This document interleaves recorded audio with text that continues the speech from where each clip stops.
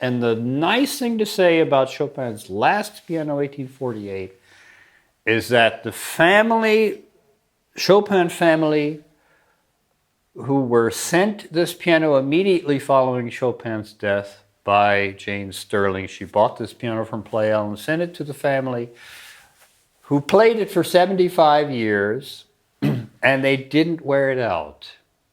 They played in the family way on this piano from their brother, you know?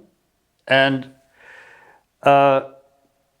what results is it's a set of perfectly preserved set of hammers from 1848 on that piano, now in the Chopin Museum, the centerpiece of the Chopin Museum. And now they have a piano which is actually in full voice. And somebody there said to me, the piano sounds so young. And that's very nice, that a piano can still sound young when you give it what it wants. It's like, I don't know, it's like taking army boots off a ballerina and putting slippers on. It's going to be different, and suddenly she feels free. That's what happened with that piano. It just was glorious, the way it came alive in its voice. And that concept of hammer, and it's a very delicate thing to write. The felt is actually original, and it's a little bit filed from when, you know, it had a little treatment, but always very well done. The hammers are the tiniest bit smaller than when they were made, and I think still within the usable life of a piano hammer to be responsible and sound the way it should sound. We have a very representative example in Chopin's last piano of what piano hammers ought to do. Within that, you know, particular type of proportion and string thickness and soundboard thickness and everything going together just right. From a piano world in which somebody makes 100 pianos per year, or I don't know what Pleyel did, 50 pianos per year. His competitor made 100 pianos per year, Boisselot, in the 1840s, with 400 workers. I'm not sure what Pleyel did, but shall we say he made 75 pianos per year. But he was confident in making these pianos, and they all fit together into a place where he wanted sound to be.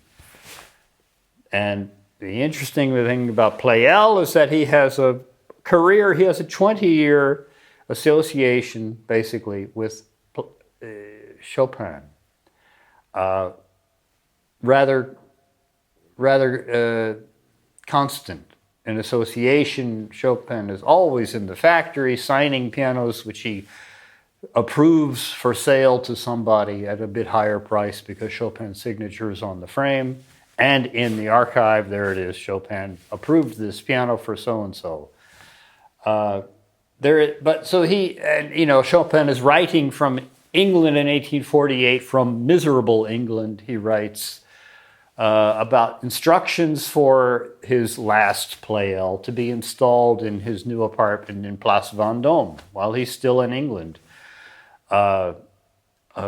Fatally misemployed, playing for Queen Victoria, who writes that evening in her diary, "Heard a pianist today." He was ill-appreciated, and he was just too ill to be there. It was not a good time for him. But he had the presence of mind to make note of the piano which was going to be installed in his apartment. And that is the piano which is now in the museum. It's a lovely history. And I can tell you that it's an unusual piano in that the soundboard grain is 90 degrees to the spine. It means that it's also 90 degrees to the strings, perpendicular to the strings. The strings are pulling the piano smaller toward the player. They never extend this way. They always get shorter, the way people get shorter. But there's this pressure from the strings always. In the line of the strings, there's this pressure, and what it's doing in Chopin's piano is something Pleyel didn't do the year before, he didn't do the year later. You know, he always has, like, this piano has 35 degrees to the spine or 37 degrees to the spine. Always this angled soundboard, which he always had. Here's 1830. And in 1846, you know, the same model Chopin had, a 2-meter piano, Petit Patron. And that piano, 1846, the same model, looks the same, angled soundboard. And then in 1851, you see a big Pleyel Grand angled soundboard. But in 1848, for Chopin's last piano, probably a few others that year, for some reason the soundboard grain is 90 degrees to the spine. And when I was putting the strings on this thing and tuning it up, the pressure of all the strings, adding 16 tons of tension onto this frame from 0 on Friday night, then pulling it up, and I'm going through the thing and pulling it up with a toothpick. It's called chipping, and pulling it up and pulling it up. The more I would move over here, this would even go higher. It was the pressure of the strings pushing the soundboard up, you know, across the grain. Like the soundboard is, here's the string pressure and here's the soundboard grain, and it's pressing that board together, and that board's going to go up. And it's lifting the bridge, and it's lifting the strings and making them go even higher than where I started. And when it all settled down finally, it was building a pressure into the soundboard, raising it up, and it speaks like crazy. It is the world's finest piano treble. The top end of Chopin's last Pleyel is the best treble I've ever heard. It's so singing and sustaining and powerful, you know, effortless.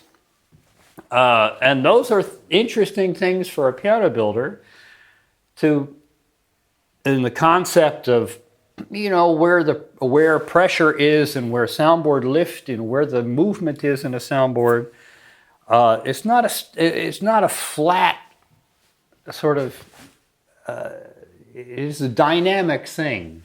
The shape of the soundboard in delivering sound where, as you may know, if you have pressure across the grain, if you compress the soundboard across the grain, the normally very slow rate of sound transfer across the grain, which is really slow, ineffective, but along the grain, spruce carries vibrations very quickly, not so well across the grain. It's just not connected. But if you mash the sides of a panel, if you compress the wood across the grain, it will speak. And that's exactly what seems to be happening in an ideal way on this piano, which went from nothing to just a real opera singer in 2 days. So responsive. And I like that effect. Otherwise, I think we have here a very good representative example of Pleyel 1830.